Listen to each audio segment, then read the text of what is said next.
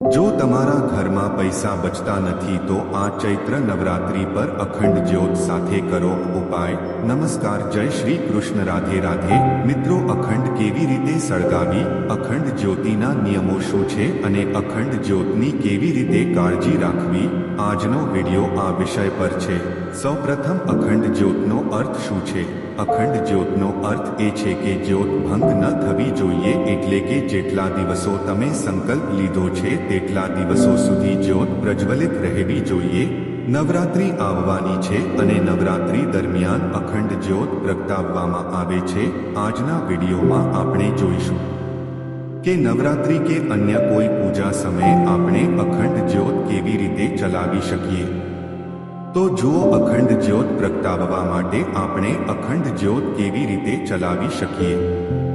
તો જુઓ, અખંડ જ્યોત પ્રગટાવવા માટે આપણે એક મોટો દીવો લેવો પડે છે।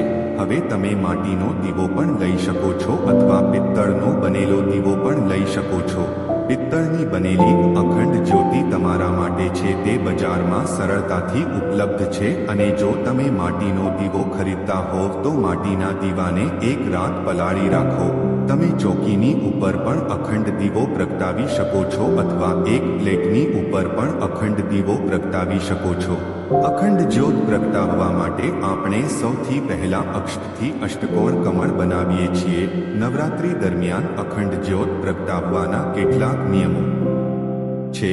જ્યારે પણ તમે અખંડ જ્યોત પ્રગટાવશો તો ઘરની બહાર જતી વખતે ઘરમાં તાળું ના મારવું જોઈએ।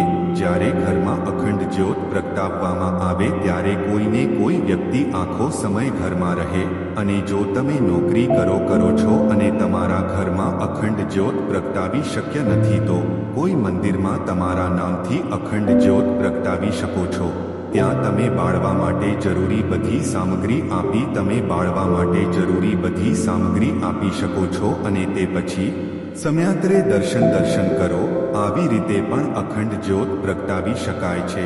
મિત્રો, તમારા ઘરમાં દરિદ્રતાનો વાસ છે, ઘરમાં પૈસા ટકતા નથી, ઘરમાં ઝઘડા થતા રહે છે અને કોઈ કારણસર બીમાર રહે છે તો અખંડ જ્યોત સાથે આ ઉપાય અવશ્ય કરવો જોઈએ।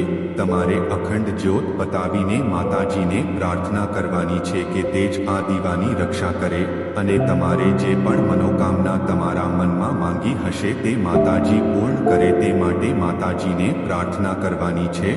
અખંડ જ્યોતિમાં શુદ્ધ દેશી ઘી રેડવામાં આવે છે। જ્યારે પણ તમે માતા રાનીની પૂજા કરો ત્યારે શુદ્ધ દેશી ઘીનો દીવો પ્રગટાવો। જો તમે ઘીનો દીવો કરવામાં અસમર્થ હોય તો તમે તેલનો દીવો પણ પ્રગટાવી શકો છો। મિત્રો, યાદ રાખો, જ્યારે પણ તમે માતાજીનો અખંડ દીવો શરૂ કરો છો ત્યારે તમારા ઘરમાં સાત્વિક ભોજન બનવું જોઈએ।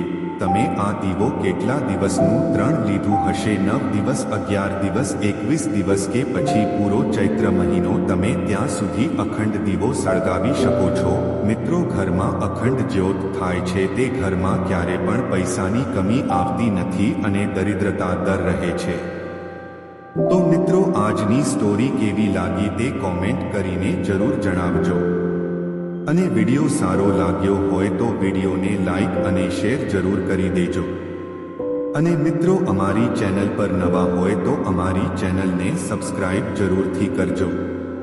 તો મિત્રો, ફરી મળીશું એક નવા વિડિયો સાથે। જય સ્વામિનારાયણ, જય શ્રી કૃષ્ણ, હર હર મહાદેવ।